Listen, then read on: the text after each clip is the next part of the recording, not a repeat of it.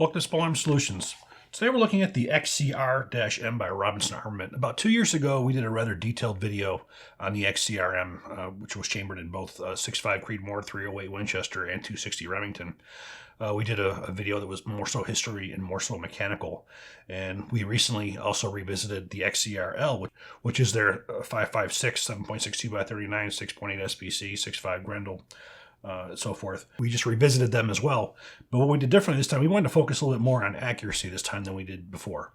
Before it was mostly mechanical. We do want to go over a little bit of the features of the rifle, but I'll talk a little bit more about the accuracy. But we're going to go over, first off, what the calibers are. Now, when the rifle was first introduced, it was introduced in 7.62 or 308 Winchester. And also the 260 Remington. Now, 260 Remington was very, very popular for longer range shooting until the birth of the 6.5 Creedmoor. When the 6.5 Creedmoor came out, it was a complete game changer. In fact, I think it's really doing a lot of takeover of what the 7.62 NATO is. Quite frankly, there is nothing that a 7.62 can do that the 6.5 Creedmoor can't do better. So there's been a lot more interest in that and a lot less in the 7.62.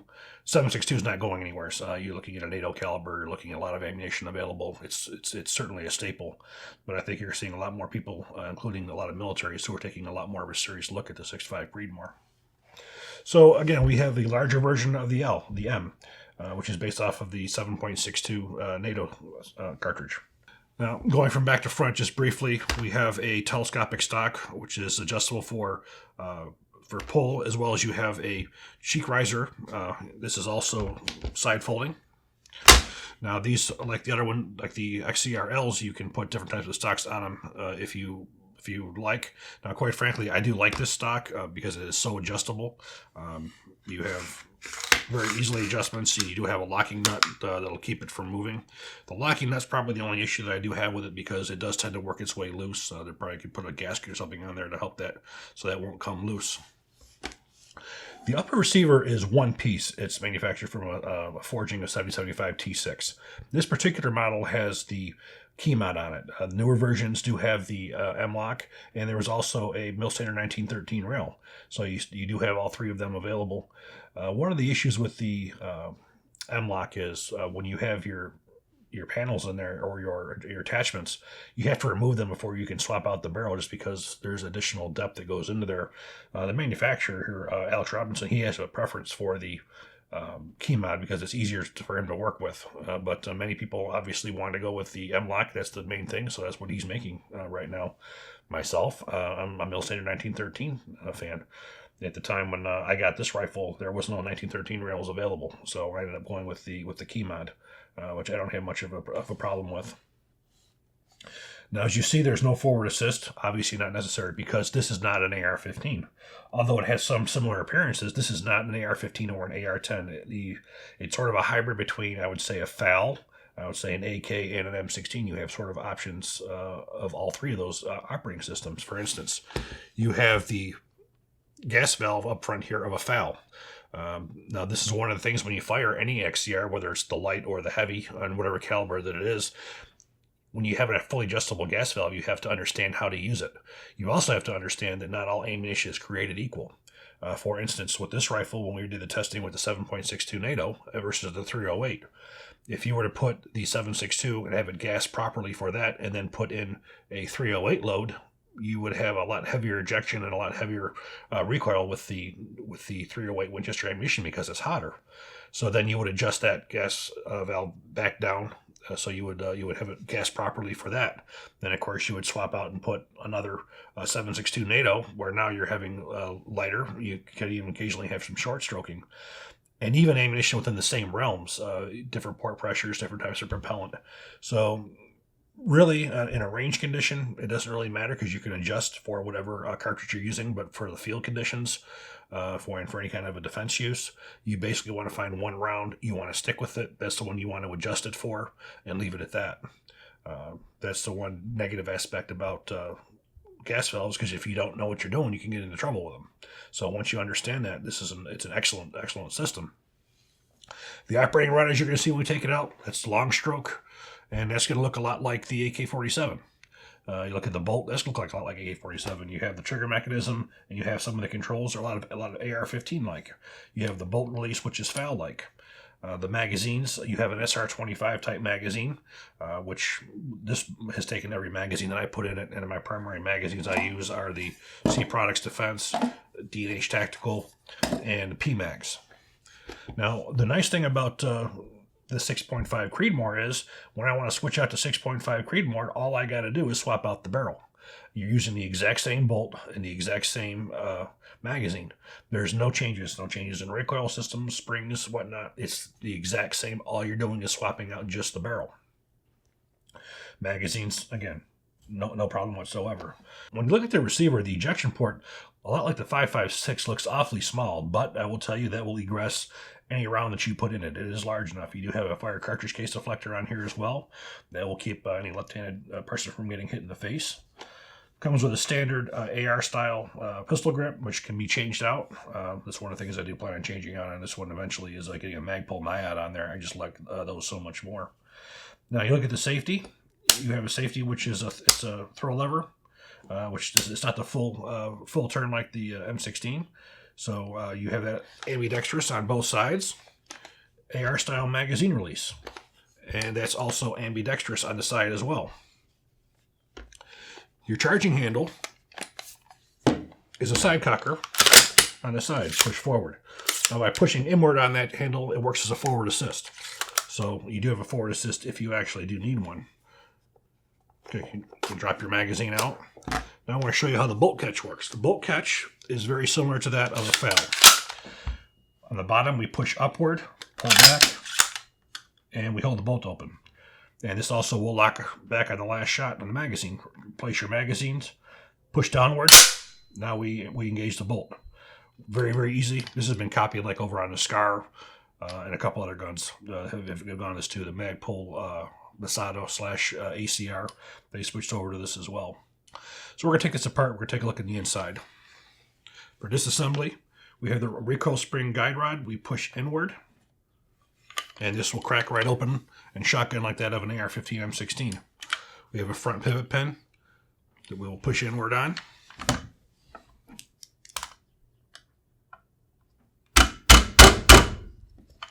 This one is rather stiff.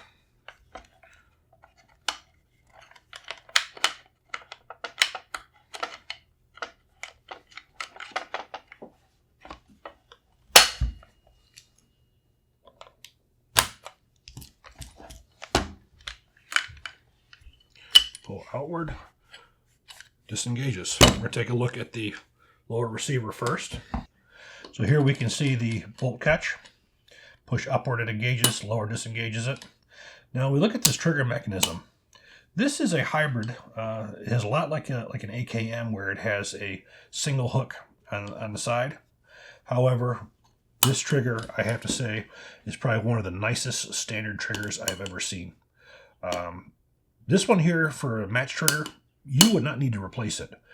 You could probably, you do have a 2-stage to it, and you do have a light take up. You could probably even polish it up a little bit if you so chose, but I have to say, as a standard trigger, it's really, really well made. Now, of course, you have your safety.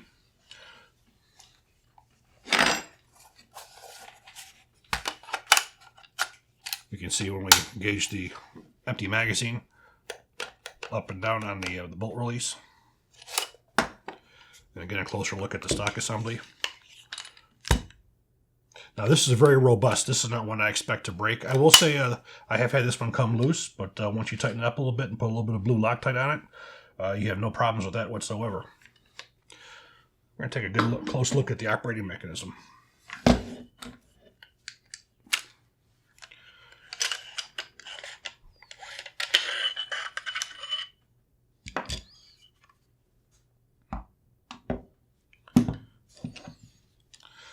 We see here we have our recoil spring, a very durable recoil spring. And again, this is the same recoil spring that's used for both the 6.5 Creedmoor and the 7.62.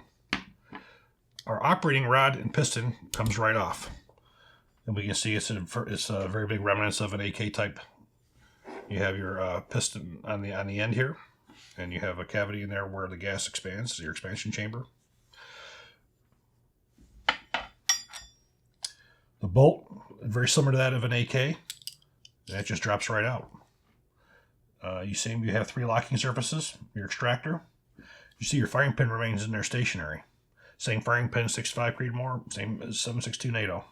To remove, you have a firing pin retainer pin. That drops right out. Then we just pull the firing pin right out. This is also spring-loaded. Now, why do we want spring-loaded? When you have a military primer, you have a hard primer, so the inertia from the firing pin moving back and forth when the bolt closes will not set it off. In fact, most of you guys, if you were to load a military rifle, an AK, an M16 or AR-15 or whatever, you load around and you manually release it, you'll see there's a little bit of an indentation on the back of the primer. And that's from the firing pin moving back and forth. Now, when you switch over to commercial ammunition, you are using much softer primers. And those softer primers are more prone to slam fire. So as a safety precaution, that's what the spring-loaded firing pin is for. So reassembly goes right back into the bottom to the bolt.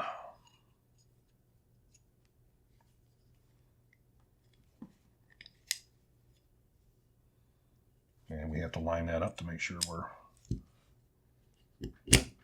like so. Now you insert, you have a little rubber O-ring on there to keep it from walking out. Forward. Now we just take our bolt, go right back on it. Now as you see, from the top, slot here and the slot forward, where the carrier goes into position. And that's all there is to it. Now taking a look at the upper receiver, we have the barrel. This happens to be a 16-inch barrel on here. We have a Vortex flash suppressor on here as well. This is one gun I haven't gotten around to suppressing yet. I just haven't had any extra ASR mounts really available to me at the time. Now comes the only complaint that I've given to Alex, I've told over the years, the fact that his front sight base, there's gas block, is not drilled and pinned. Now this is a military specification. In fact, because this wasn't done, JP Enterprises was knocked out of the M110 SAS program because when they did the durability, the high rate of fire, it moved forward and gas got cut off, knocked it right out, where Reed Knight, who had made these guns in the past, knew that the mil spec was to have it drilled and pinned, so that would never happen. So I am a firm believer in it. Now, Alex says he doesn't like it, and it's something he would never do. So yeah, I respect that, but that's the only complaint that I have on this design is specifically that. Now, to remove the barrel, all we have is a Allen key. And we loosen. The barrel will slide right out. And I'm not going to remove the barrel. You can see the entire process on the other video that we have mentioned in here. This happens to be the 7.62 barrel. This is the one that I want to keep in there. But that's all there is to removing it, and to put it back in. Sometimes we'll give it a little bit of a tap just to make sure everything's where it needs to be. We'll get that back in. All we're going to do.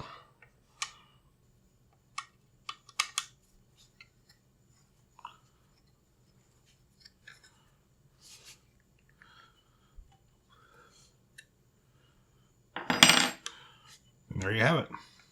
So for reassembly, of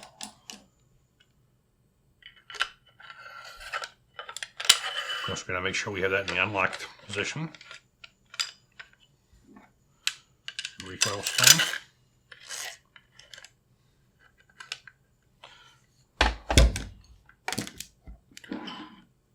Take our lower receiver.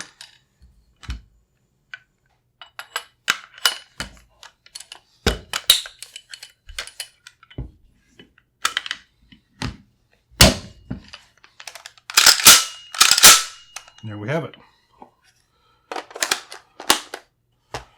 So we're going to take this to the range and we're going to see how it shoots.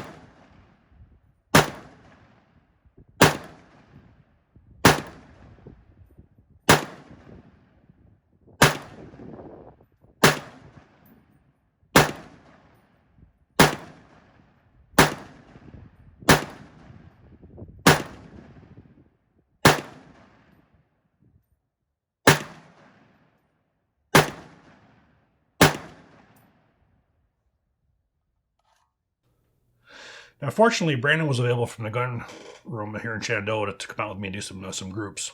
And he's an incredible shot, and he tested them in both different calibers. The first caliber we're going to take a look at is the 308 7.62 NATO. We had some different kinds of ammunition. We had a Black Hills ammunition, 168 grain and 175 grain OTM, the SIG 168 grain OTM, PPU 168 grain OTM, and some XM80 7.62 ball ammunition. The best group the Brandon was able to get was with the SIG 168 grain ammunition at 1 inch exactly. Now, please keep in mind, this is not a sniper rifle. This is basically more of an assault rifle or a combat rifle that gives you the longer range capabilities. Then we switched over to the 6.5 Creedmoor.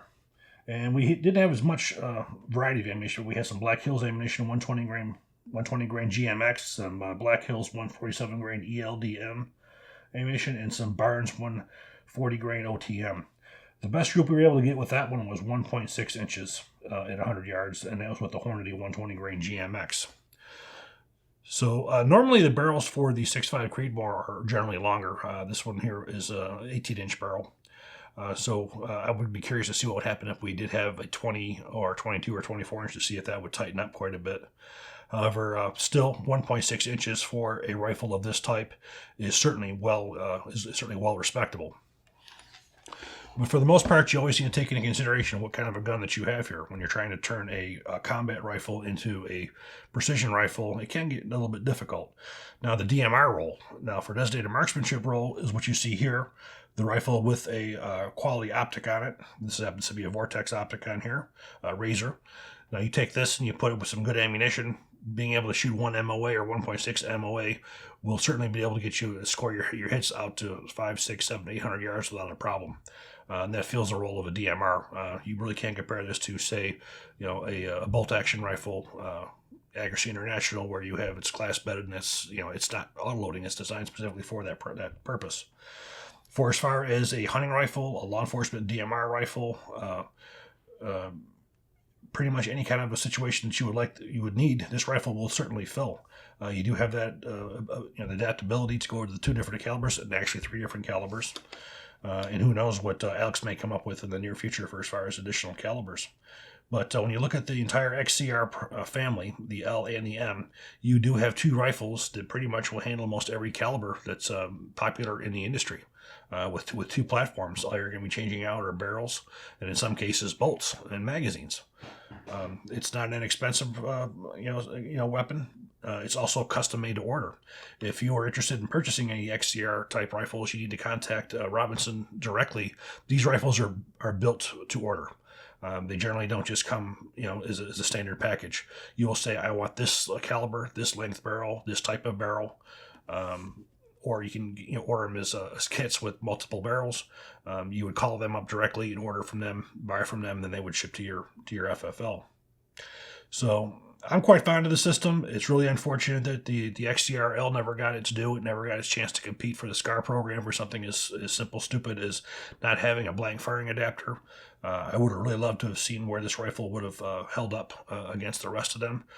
It's really a well-kept secret for as far as I'm concerned. I think not a lot of people know about them. It's unfortunate because it's an excellent system. Hopefully, he'll get a little bit more love.